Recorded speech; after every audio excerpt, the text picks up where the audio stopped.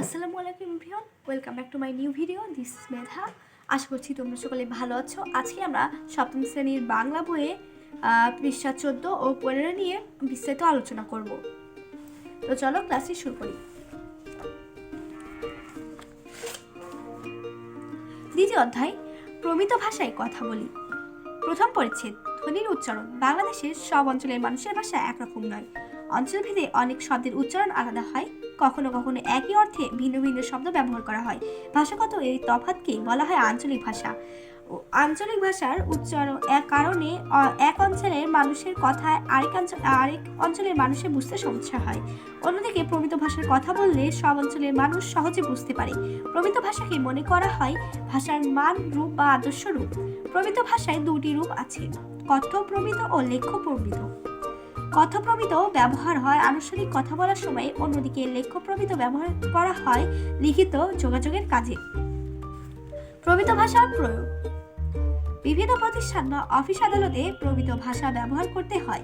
এছাড়া অনুষ্ঠান সঞ্চালনা, সংবাদ পাঠ, হারানো বিজ্ঞপ্তি প্রচার, যে কোনো ধরনের ঘোষণা, খেলার মাঠের ধারা বিবরণী, শ্রেণীকক্ষে পাঠদান, কোনো বিষয়ে বক্তৃতা বা আলোচনা ইত্যাদি আনুষ্ঠানিক ক্ষেত্রে প্রমিত ভাষায় কথা বলা হয়ে থাকে।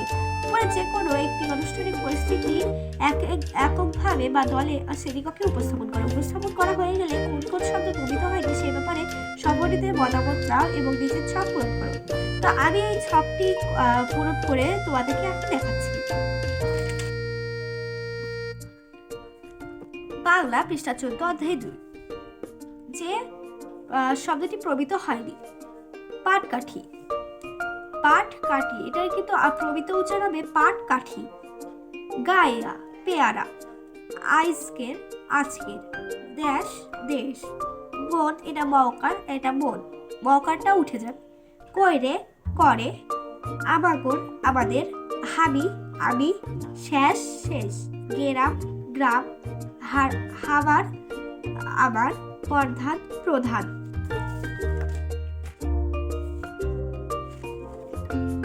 এখানে আরো কয়েকটি ছক আছে, আমি সব ছকই তোমাদেরকে দেখিয়েছি।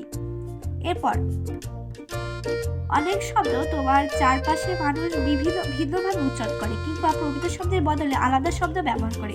তোমার উচ্চারণেও হয়তো এরকম ব্যাপার ঘটে। প্রথম কলামে এই ধরনের শব্দ এবং দ্বিতীয় কলামে এর প্রমিত রূপ লেখো। শব্দটির উচ্চারণে পরিবর্তন ঘটেছে নাকি শব্দের রূপটি পরিবর্তিত হয়েছে তার দ্বিতীয় কলামে নির্দেশ করো। তো এটির অ্যান্সারটি দেখে নেওয়া যাক। আঞ্চলিক উচ্চারণ বা শব্দ। প্রমিত শব্দ উচ্চারণগত বা শব্দগত পরিবর্তন।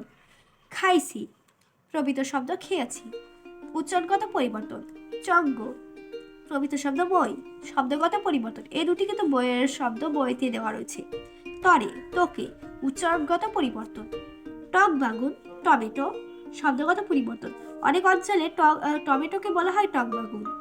দিছিস, দিয়েছিস, উচ্চারণগত পরিবর্তন। গুয়া, সুপারি, শব্দগত পরিবর্তন। কিবা, কেমন, উচ্চারণগত পরিবর্তন। ফাল, লাফ, শব্দগত পরিবর্তন। অনেকেই কিন্তু লাফকে ফাল বলে। দিস, নিয়েছ,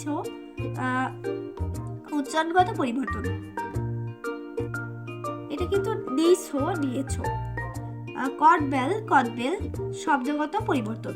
গোবর, গোবর, উচ্চারণগত পরিবর্তন। ভেন্ডি, ঢেঁড়স, শব্দগত পরিবর্তন। তো আজকে আমার ক্লাসটি ছিল এই পর্যন্তই। আশা করছি আমার ক্লাসটি দেখে তোমাদের সকলেরই অনেক উপকার হবে। যদি ভালো লাগে অবশ্যই লাইক, কমেন্ট এবং শেয়ার করো। ধন্যবাদ।